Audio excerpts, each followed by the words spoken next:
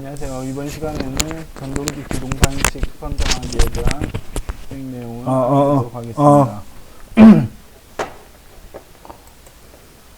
자, 그래서 이번 시간에는 전동기 기동 방식 선정하기에 대해서 알아볼 건데, 이 기동 방식에 대해서는 크게 두 가지가 있었죠. 안녕하세요. 이번 시간에는 전동기 기동 방식 선정하기에 대한 수행 내용을 알아보도록 하겠습니다. 그러니까 시동을 걸 때 전류가 커지는 자, 그래서 이번 시간에는 전동기 기동 방식 선정하기에 대해서 알아볼 건데, 이 기동 방식에 대해서는 크게 두 가지가 있었죠. 바로 다이렉트로 연결하는 전전압 기동 방식이 있었고, 그리고 그러니까 시동을 걸 때 전류가 커지는 걸 방지하기 위해서 컴퓨터랑 그리고 단순 계산기 정도만 있으면 됩니다. 감전압 기동법이 있었죠. 모터에서 전압이랑 그래서 이번 시간에는 이거를 한번 수행하는 거를 한번 알아보도록 하겠습니다. 재료로는 이제 우리가 이거 기동 방법에 대해서 선정하고 모터를 선정하는 거에 대해서 알아보기 때문에 컴퓨터랑 그리고 단순 계산기 정도만 있으면 됩니다. 그리고 기구는 이제 모터에서 전압이랑 전류를 측정하기 위한 볼트미터랑 암페어 미터가 필요하고, 이 작업할 때 주의사항은 이제 전동기 종류별로 기동 방식을 조금 이해를 해야겠죠. 그래서 이전 시간에 배웠던 이론 내용이 조금 중요하고요. 그리고 적합한 기동 방식을 선정하기 위해서 전동기의 기동 전류를 측정해서 얼마큼 되는지 알고 있어야 합니다. 그리고 설계도서 사용사 같은 것을 이제 우리가 검토해서 판단하기 위해서 전동기 특성에 맞는 기동 방식을 검토해야 합니다. 그래서 수행에 앞서서 이제 첫 번째로 우리가 전전압 기동, 직입 기동법이라고 하죠. 전력원에서 이제 다이렉트로 모터로 연결하기 위한 이 방법에 대해서 이해하고 시공 방법을 선정해 보겠습니다.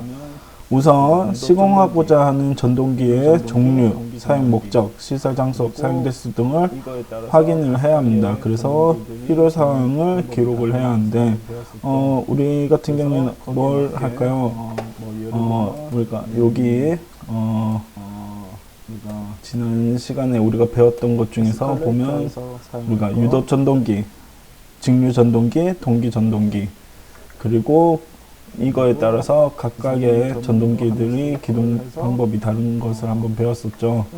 그래서 거기에 맞게 뭐 예를 들면 우리가 에스컬레이터에서 사용할 거,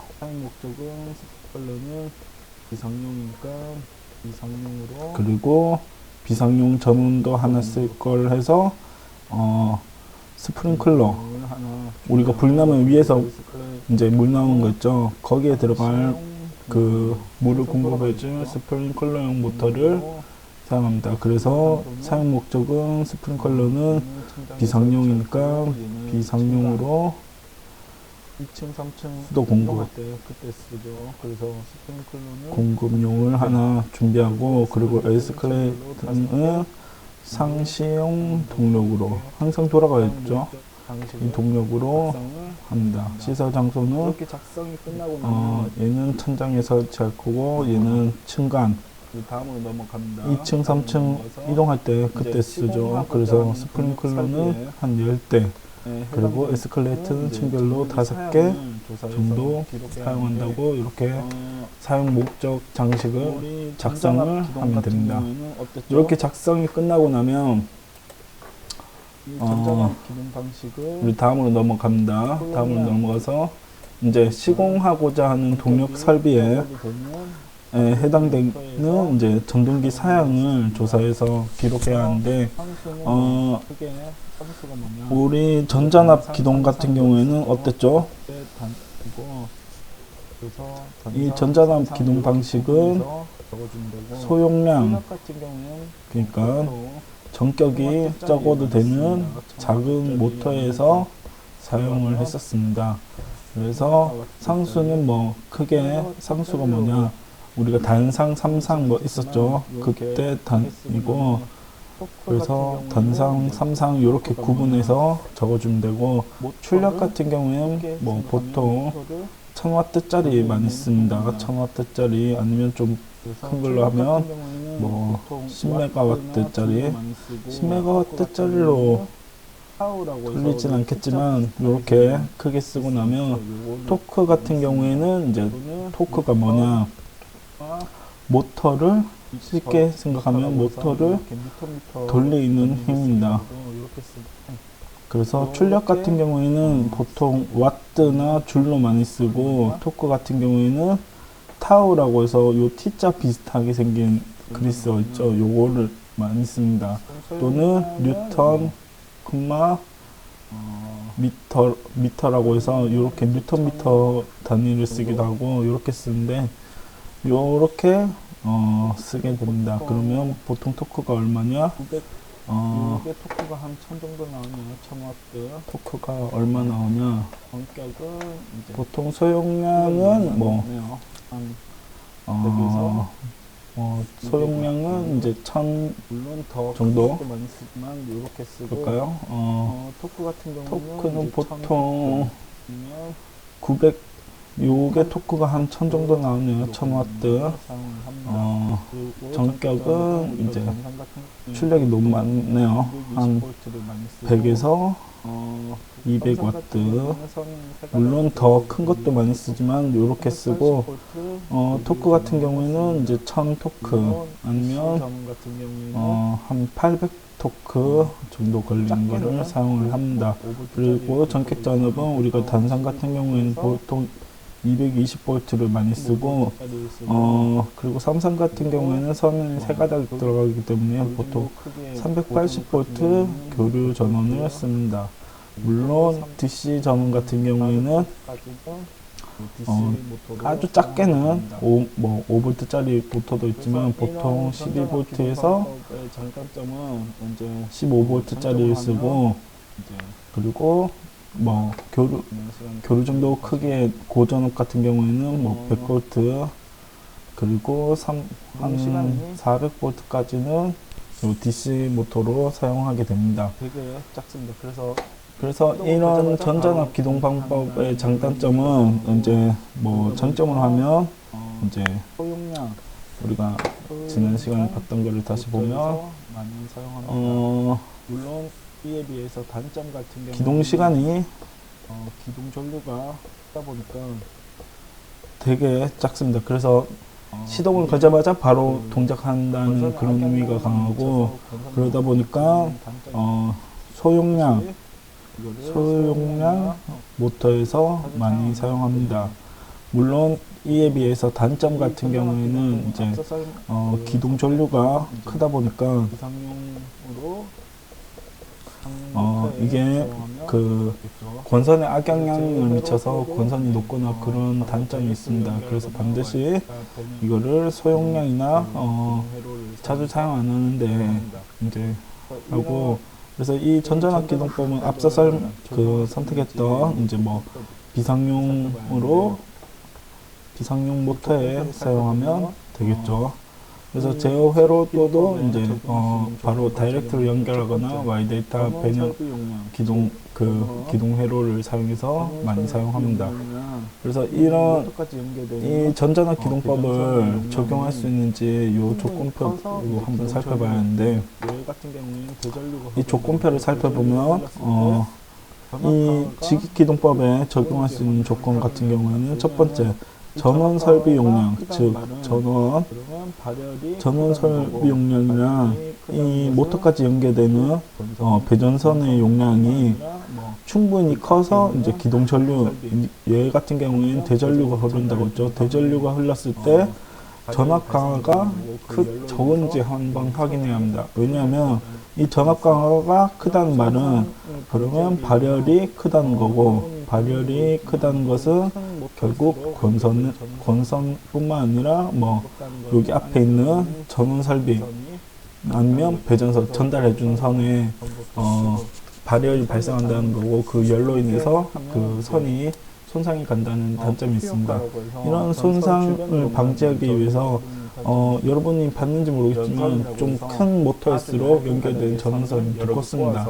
그 두껍다는 거는 안에 들어가는 이 선이 굵다는 거죠. 그래서 그 선을 굵게 하는 방법도 있고, 그 선을 단순히 굵게 하면 이제 표피 효과라고 해서 전선 주변으로만 이제 전류가 흐르는 단점이 있습니다. 그래서 연선이라고 해서 아주 얇은 가닥의 선을 여러 개 꼬아서 하나의 전선처럼 사용하는 게 있는데, 그거를 사용해서 요거를 적용을 해야 합니다. 그래서 반드시 전압광과 적게 일어나도록 이제 사용을 하면 됩니다.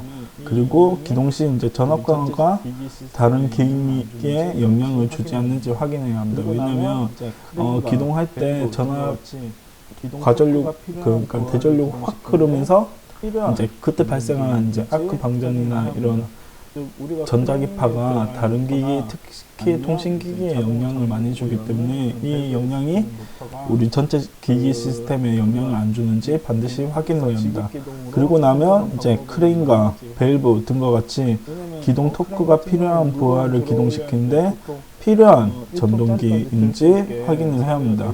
즉 우리가 크레인에 들어갈 모터나 아니면 이제 자동으로 잠그고 여는 그런 밸브에 쓰는 모터가 우리가 지금 앞에서 직입기동으로 선정한 방법이랑 맞는지 확인해야 합니다. 왜냐면 크레인 같은 경우는 물건을 들어 올려야 하는데 보통 1톤짜리까지 들 수 있게 설계가 돼 있어야 하는데, 실제로는 뭐 5V짜리 이런 아주 작은 용량의 모터를 사용하게 되면 실제로는 사용할 수 없기 때문에 반드시 우리가 사용하기에 목적이랑 부합하는지 확인을 해야 합니다. 그리고 이런 직입기동법의 특징인데, 관성이 작아서 이제 기동 시간이 짧은 데만 사용하는데, 우리가 그러니까 부하라고 하죠. 모터를 연결할 어떤 물건에 대해서 관성이 작고 이제 기동 시간이 짧은지도 확인을 합니다. 즉 관성이 짧다는 말은 무게가 가볍고 기동 시간 잠깐 사용해도 괜찮은 건지, 그러니까 연속으로 계속 돌아갔다가 멈췄다가 이런 식으로 쓸 게 아니라 필요할 때만 잠깐 쓰고 말 그런 건지 확인을 해서 이 직입기동법이 맞는지 확인을 해야 합니다. 이런 게 끝나고 나면 우리가 이것보다는 조금 더 큰 용량의 모터가 필요하죠. 이때는 감전압 기동법을 사용하게 됩니다. 감전압 기동법을 다시 한번 살펴보면 전원부에서 이제 모터를 돌리기 위해서 모터를 연결했는데 이 모터에서 이제 부하를 돌리게 되죠. 부하를 돌리게 되는데 이 부하의 무게가 너무 커서 반드시 좀 더 큰 용량의 모터가 필요할 때 이 감전압 기동법을 겁니다. 문제는 이 부하가 너무 크게 되면 여기에 들어가는 기동 전류도 큰 게 필요하다 보니까 이 큰 전류에 대해서 어떻게 제한할 것인지 많은 논의가 있었습니다. 이 기동 전류를 권선에 손상 안 가기 위해서 입력 전압을 이제 떨어뜨려서 결국 기동 전류도 작게 만드는 방법이 있습니다. 이렇게 입력 전압을 작게 해서 기동 전류를 작게 기동하는 방법을 전전압 기동 방법이랑 감전압 기동법이라고 합니다. 이런 감전압 기동법에 대해서 이해하고 시공 방법을 선정하면 되겠습니다. 필요한 사항은 이런 감전압 기동법을 이해하고 시공 방법을 선정하면 되겠습니다. 그래서 첫 번째로 전전압 기동 방법이랑 비슷하게 전동기의 종류, 사용 목적, 시설 장소, 사용 대수 등을 확인하고 필요한 사항을 표 2-5 같은 이제 항목을 만들어서 정리하면 됩니다. 그래서 전동기 종류 같은 경우에는 어디에서 많이 사용할까요? 큰 용량이니까 케이블 모터라고 하세요. 케이블 길이를 조정하는 모터가 있는데 그 케이블의 무게가 보통 몇 톤씩 들어가기 때문에 이런 케이블 모터나 아니면 또 대용량이 어디서 사용될까요? 자주 사용하고 한다. 그러면 어디서 사용하냐? 껐다 켰다 해야 하기 때문에 엘리베이터에서도 사용을 하겠죠. 이런 감전압 기동법. 그래서 이런 전동기에 들어갈 모터를 선택하고 사용 목적을 뭐 사람 운송용 아니면 물건 운송용이라고 적으면 됩니다. 그리고 장소를 엘리베이터 같은 경우는 똑같이 층간이겠죠. 에스컬레이터랑 비슷하네요. 케이블 모터 같은 경우에는 교량이라고 해서 우리가 보통 대교, 다리라고 부르죠. 여기에서도 사용한다고 이런 식으로 적어주면 됩니다. 그리고 사용 대수 같은 경우에 뭐 이렇게 적어주고 기타 특징 이런 걸 적어주면 됩니다. 이렇게 전동기 사용 목적이 정해지고 나면 시공하고자 하는 동력 설비에 해당되는 전동기 사용을 조사해서 표 2-6 같은데 기록하면 된답니다. 그럼 표 2-6을 한번 볼까요? 자, 표 2-5 마찬가지로 상수 이야기했죠. 단상이랑 그리고 삼상 이렇게 들어가고 출력 같은 경우에 아까 말했듯이 이제 아까 100W 뭐 10W 이 정도 단위였다면 이때부터는 한 100kW, 한 100MW 이렇게 엄청 단위가 커지게 됩니다. 그리고 기동 토크도 마찬가지로 이제 100kW 아니면 100MW 타우 또는 이제 뭐였죠? 뉴턴 미터 요 단위 쓰죠. 이 정도 크기로 커지게 됩니다. 물론 전격 전압 같은 경우에도 커지는데 뭐 아직까지는 1.2kW 뭐 킬로볼트 이런 식까지는 안 쓰고 이것도 마찬가지로 한 380kV 아니면 520kV 이런 식으로 많이 사용하게 됩니다. 아니 킬로볼트가 아니죠. 그냥 볼트죠.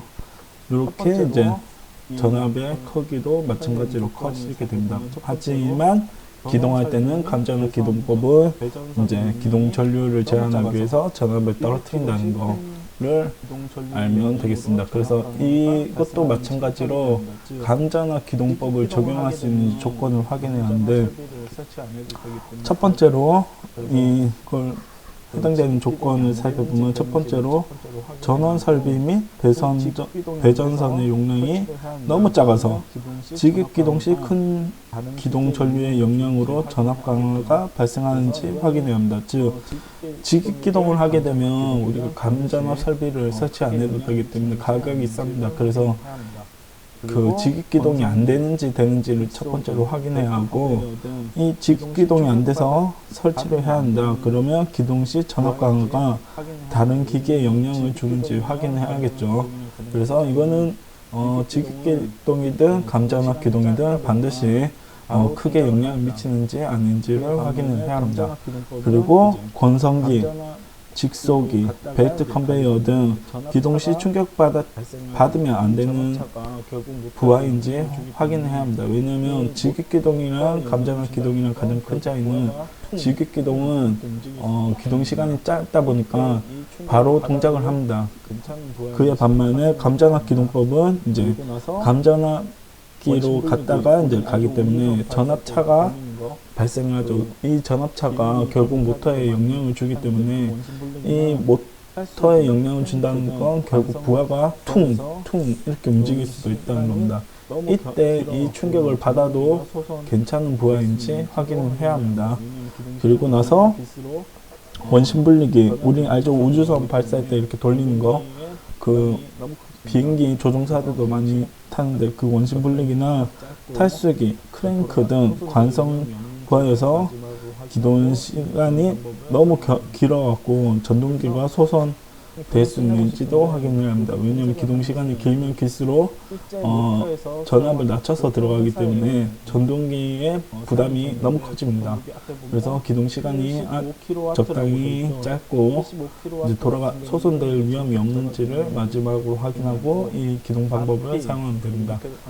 그래서 쌤이 그냥 끝내고 싶은데 여기 검색을 하나 했어요. 그래서 실제 모터에서 사용한 모터 회사의 이제 사양 정리인데 보통 여기 앞에 보면 75kW라고 돼 있죠. 75kW 같은 경우는 이제 전격 전압이라는 걸 의미하고 4P 그리고 밑에 가면 8P, 6P 돼 있죠. 이건 극성입니다. 이 극성은 많은 말수록 힘이 좋긴 한데 그래도 그러면 가격이 비싸지기 때문에 그거는 제한이 있습니다. 그리고 뒤에 415V 같은 경우 420V, 380V, 440V 보이죠. 이거는 전격 전압. 그리고 여기 중요하죠. 50Hz, 60Hz. 우리나라는 60Hz가 전격 주파수입니다. 이 돌아가는 회전 속도에 대해서 주파수 그리고